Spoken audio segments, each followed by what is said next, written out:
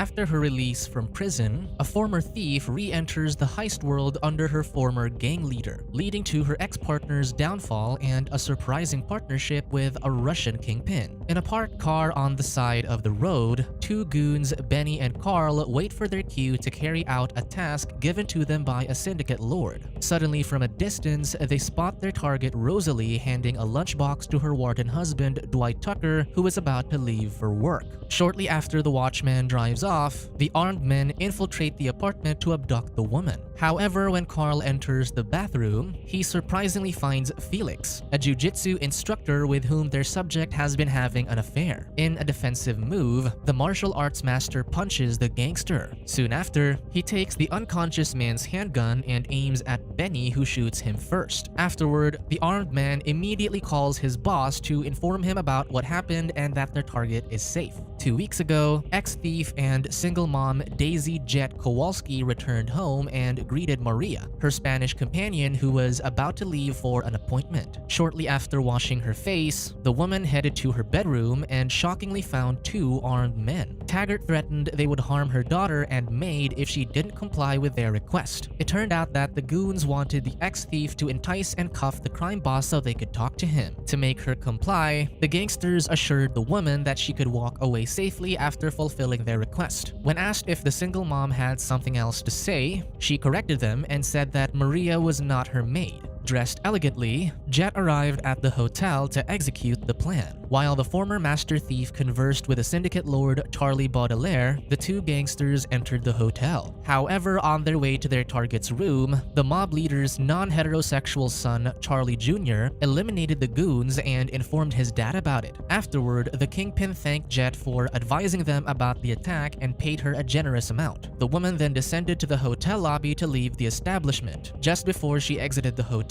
she ran into an old colleague and an ex-undercover cop, Jackie. They caught up with each other's lives. After the woman shared that she had been out of prison 4 months ago, the man disclosed that he was already married but was with a colleague named Josie, with whom he had been having an affair. Following this, Jackie and his co-workers spent an intimate moment in the hotel room. While enjoying their private moment, he shared how much he owed his life to Jett. The former spy narrated that 10 years ago, he met Jett when he infiltrated the organization of the notorious kingpin Frank Sweeney. Back then, the boss accused the thief of being a traitor in their group. He ordered Blair to shoot the woman with an unloaded weapon to make her confess. When it didn't work, the drug lord handed the pistol to Murphy to do the same thing. However, just before the gangster could shoot her, Jett implied that her colleague leaked them, prompting Frank to eliminate the guy instead. Following this, the kingpin summoned Jackie, who was Denon at the time, and asked him to help the thief clean up. However, she knew that the undercover cop was the true traitor and not the fallen man. The woman suggested he leave the place for safety and never see her again. After his intimate bond with Josie, the ex-secret agent shared with her that he still ran into Jett a few times after their encounter. However, he took her advice and quit his job as an undercover cop, and the kingpin, Frank, eventually became paralyzed. That night, the single mom tucked her daughter Alice into bed. Before she closed the door, her inquisitive daughter worried about Maria, who had been acting off lately. However, the ex-thief assured her their companion had already seen the doctor. Suddenly, the two gangsters Junior had eliminated in the hotel suite turned out to be alive. When the armed men stopped outside Jett's house, the ex-thief sensed their presence and threatened them with her weapon. Then she brought them to Charles to get an explanation. The kingpin then revealed that the goons worked under his son, and he had employed them to test Jett's loyalty to him. Pissed off, the former thief dropped her weapon and left the hotel suite, disregarding the boss's proposition for her. The following day, Charles sent the single mom flowers and a note while she was watching Alice in the playground. As a result of the gesture, Jett agreed to meet with a gang lord to discuss his job for her. As they walked through the golf field, the kingpin apologized and explained that he had to test her loyalty to ensure she was still on his side despite being imprisoned. While she got the boss's point, the ex-thief wondered why the two men had to follow follow her after the task, prompting the man to imply that it wasn't his order but his son's. Shortly after, Jett hesitated to take the job, claiming that she already quit doing illegal activities. However, Charlie pointed out that she only got caught, implying that she could still do what she was good at. He then enticed her with the task's reward, mentioning that she'd earn enough money to retire. The kingpin then explained that he wanted her to steal a ring from a Russian mob boss's safe in Cuba and replace it with a replica. He also pointed out that he wished the thief to go alone, believing it was the right strategy for their plan. That night, Jett called Charlie and disclosed she needed to execute the task with a former partner and a good safecracker, but he was in jail. Upon hearing this, the kingpin tasked his men to help the inmate get out. In the present, Dwight Tucker receives a call from Benny, who threatens him to release prisoner Quinn in exchange for his wife Rosalie. The gangster tells the warden that he'll torture the woman if he doesn't comply. After the call, the armed man comforts the sobbing target, pointing out that he used such statements to scare the watchman.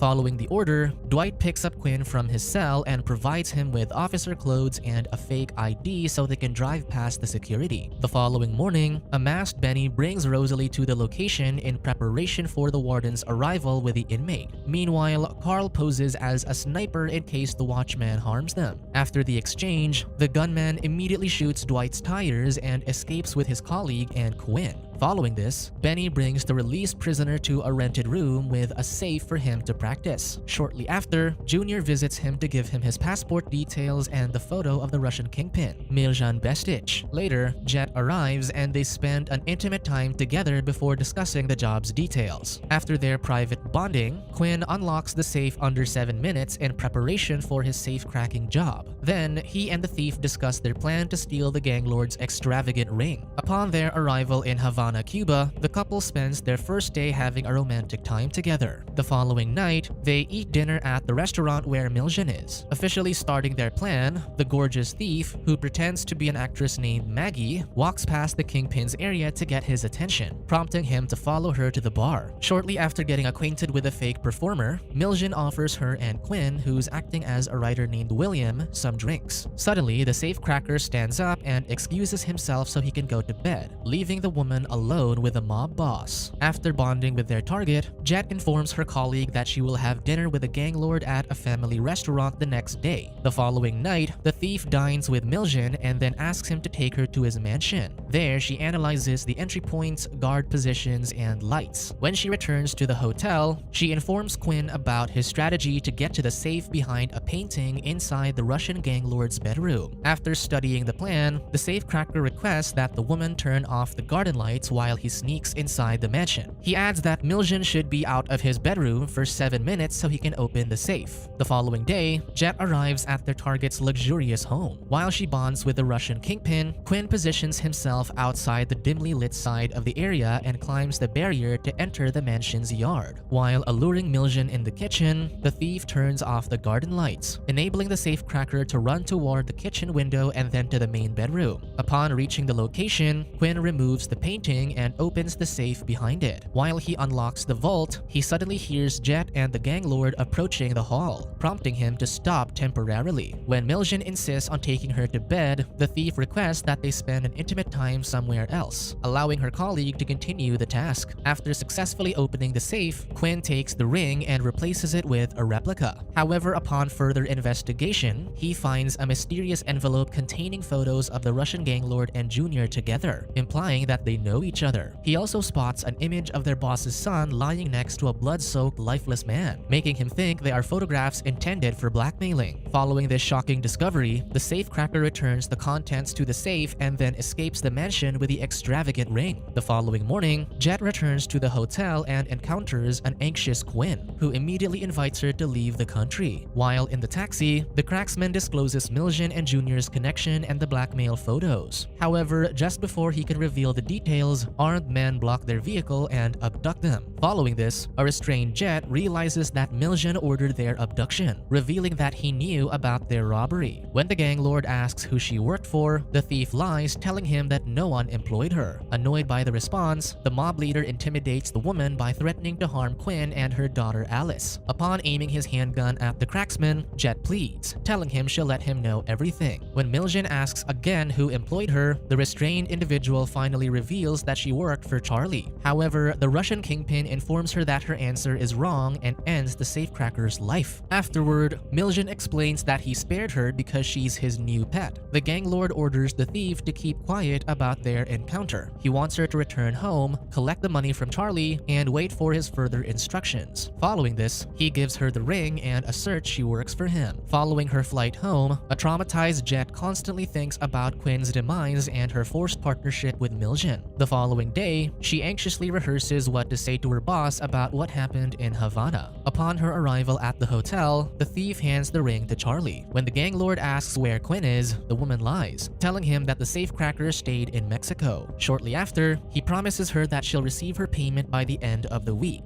The following morning, Jett wakes up and sees Maria in the kitchen, who informs her that a guy is waiting outside for her. The thief then approaches the stranger, who introduces himself as Evans, one of Miljan's men. The handler invites her to a meeting with a few people about the Russian kingpin's job for them. Meanwhile, Dwight Tucker joins a support group session and shares that he got fired from his warden job because he helped Quinn get out to save his wife. He adds that when he found out his wife was unfaithful, he smoked a pipe and eventually hit her. As a result, his spouse moved out of the home. Unbeknownst to the speaker, one of his listeners is Benny, who gave him the illicit task that ruined his life. That night, Jett visits Jackie in the hotel and learns that her former colleague is working to get Charles Jr. behind bars. To get revenge for Quinn's passing, the thief offers her help to take her boss's son down. Meanwhile, Jr. has a party with his male guests in his huge house. Suddenly, Judge Prosky, who has been handling his father's case, arrives upon his invitation. The gang lord's son then gives the court official full payment for his services. However, the skeptical professional refuses, implying that they do the transaction where there are no cameras. As the guest exits the house, Jr. notices that Bobby is taking illegal substances in the bathroom, accusing him of eavesdropping. He then tells him to stay where he is because he'll return for him. Before getting inside his car, Prosky reminds his client's son that if something terrible happens to him, another person will handle his dad's case and possibly nail him. To reassure the man that he didn't do anything to the vehicle, Jr. turns the engine on himself, prompting the court official to get on the seat and drive off. Upon returning to the restroom, the kingpin's son assaults Bobby, fearful that he might expose his conversation with the judge. However, the man insists on proving his trustworthiness by pleasuring him. Shortly after, Jr. checks his phone to track Prosky's location. Suddenly, the professional's engine turns off in the middle of the road. As the court official tries to turn it back on, the kingpin's son pushes a button on his mobile device, triggering the explosive under the vehicle. Meanwhile, Jett meets Charlie at a lavish restaurant to get her payment. Before they eat, the kingpin shares his idea that his son likes the same gender because he wants to dominate someone or just plainly annoy him. Suddenly, Benny interrupts their discussion and informs his boss to take an important call. Following this, the disappointed kingpin shares with the thief that his judge had an untimely demise. When Jett asks who did it, Charlie suspects a Mexican named Jacinto Salas. Shortly after, the boss excuses himself and promises her that Benny will deliver the payment to her house. Upon encashing her check, the single mom counts the total bucks by lining them on her bed. While doing so, Alice enters the room and asks about God, prompting her to answer that the omnipotent being is different for everyone. Meanwhile, a concerned Benny follows Rosalie after attending the group session. When Carl asks if his colleague wants to get in her pants, the man shares that he just wants to ensure the warden's wife is doing okay. Concurrently, Jett arrives at the meeting and takes a photo of the vehicle's plate numbers outside the location. Upon knocking on the door, she meets Evans, who introduces her to Wayne and Octavio, her new co-workers. Surprisingly, she finds her ex-colleague Blair among the group. As the discussion starts, the handler shares the details of the job. Their task is to steal from a cash-loaded vault inside the manager's office of a poker site. When Blair inquires about the area's security, Evan discloses that there are doormen, cameras, alarms, and 2 exit points. Upon hearing this, Jett walks out of the discussion, informing them that she doesn't like the task. The handler then follows the woman outside and invalidates her opinion. He then reminds her to focus on getting the job done. However, she explains that the location is close to her home and refuses to join them. However, However, Evan insists that he needs her leadership, ordering her to devise a strategy for the heist. Following the handler's command, Jett returns to the meeting room and proposes that they hire a courtesan to distract the site manager. Instead of dealing with the security, they can threaten the executive and force him to open the vault for them. Later that day, Jett goes to Alice's school where she learns from her daughter's teacher that her child has been getting into fights because of God. The instructor informs her that the student brought up Maria's sickness, prompting the thief to say that her home companion's terminal condition has returned. When the teacher asks if Alice knew her father, Jett discloses that her daughter's dad is gone. When the single mom promises her that she'll talk to her child, the instructor suggests they see a psychologist to assess the student's condition better. Following this, Jett meets up with Jackie and Josie, informing them that Charlie is going to war with Jacinto Salas due to his judge's sudden demise. Upon hearing the name, the ex-undercover cop reveals that the suspect is involved with the Matices cartel and has been importing and exporting illegal substances and people. He suspects the Mexican boss planned to eliminate Prosky to protect his interests. Suddenly, the other cop asks the thief why she doesn't want to take matters into her own hands and eliminate Junior. In response, the single mom asserts that she'll do her method. She'll feed them information about the kingpin's son so they can put him away. Before the day of the heist, Jett and Blair examine the poker site, where they see the manager, Joe Garson, in person. Upon reaching the second floor, the thief discreetly takes a photo of the camera near the manager's office. Afterward, Jett goes to a nightclub and coordinates with Neil to find a European courtesan for the poker site executive as a distraction. The hired woman named Phoenix then meets the manager. While they spend intimate time together, the thief and her colleagues interrupt their moment and restrain the couple. Then they release them into the woods, where Jett throws the courtesan into an empty grave and ends her life before the petrified Garson. Following this, the thief threatens the manager with her handgun and orders him to obey her instructions for his safety. She orients him that in a few days, the thieves will arrive, and all he has to do is lead them to his office and open the safe for them. Scared for his life, the executive agrees to the command. After her colleagues drive off with Garson, Jett helps Phoenix get off the empty grave, revealing that they just did the act to intimidate the manager. Then she paid the woman, whom she already knew before the job, and dropped her home. The following day, Jett accompanies Maria to the hospital. As the thief watches her companion go through the body scanner, she recalls meeting her for the first time 7 years ago at a family hotel. When she discovered her pregnancy, she was living next door to her. They shared a drink one night, and the Spanish woman shared her life story. Her dad had passed due to murderous intentions when she was 16, and the grief made her mom mentally ill. To escape, she rode on a boy's motorcycle and eventually found a job as a cook on a transatlantic ship. Maria also shared her desire to have a family, but she was unable to because she has a rare health condition prohibiting her from having children. She also mentioned that doctors informed her that she had 1 year to live. On the day of the heist, Jett orients her team about their strategy. She points out that they don't need to use bullets. While she and Blair work on getting the money and surveillance camera, Wayne and Octavio will deal with crowd control and taking care of the manager's office's doorman. To prevent the arrival of cops to the area, just in case the alarms notify them, the driver explains that they'll use a vehicle to block the policemen's garages. When they arrive at the poker site, Jett meets Garson, who brings her to the vault's location. As he opens the vault, the thief disrupts the surveillance monitor. Seconds later, Blair enters the room and puts the money and gold bars into the bag. After tying up the manager, the woman joins and helps her colleague.